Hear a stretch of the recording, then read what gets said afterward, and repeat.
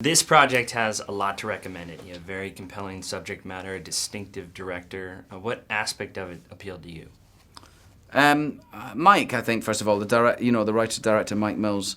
I really liked his film Thumbsucker. It stuck out to me as a film that was like somebody's vision. It was really a filmmaker's film. I felt like he wasn't pandering to other movies or writing about other movies. He was writing about life and relationships, and so that appealed to me because I think as an actor, you want that. That's what it's about, being an actor, and if you can find someone that is writing about real things like that and not just about other movies, then that's really special. And it is real. I mean, it's somewhat autobiographical. It's based on his life a little bit. How did that affect your approach to the role? Well, it affects it a lot in that you're dealing with the truth. You're dealing with things that really happened, and big personal things. Things about sexuality and mortality and your childhood and your parents. These are things that were Mike's experience. So it gives it a kind of an edge. It gives it an extra level of I don't know. You really want to get it right, I suppose. Yeah. Was the nonlinear aspect a challenge, because you're really you're all over the place in this film? Well, it wasn't. We shot the film. There's two sections to the film.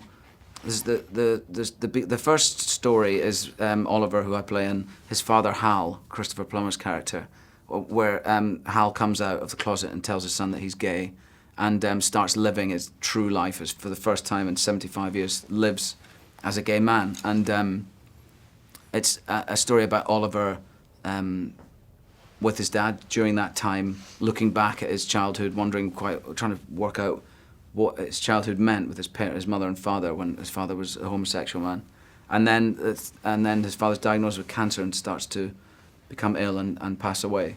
And then the second story is a love story 2 or 3 months after his father's passed away. And we shot the two stories separately. We shot the first one, the father and son story, first. We rehearsed for a week and we shot for 2.5 or 3 weeks with Christopher and I, and then we stopped shooting. We rehearsed for a week with Melanie and I and some of the characters from that second story, and we shot that story for 2.5, 3 weeks. And we did each story as much as we could in order, which is quite unusual in film. It's quite rare, but it was really.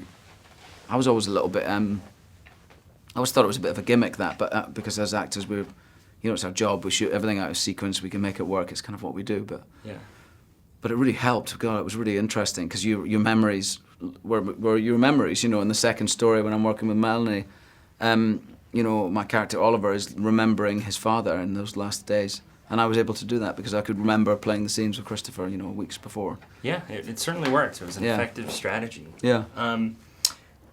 The film has a surreal component to it in that you form a unique relationship with a Jack Russell Terrier. Yeah. Talk about that, and were you reticent to have a role where you're talking to a dog? No, because it's not like a talking dog sort of movie. It's not like the dog really.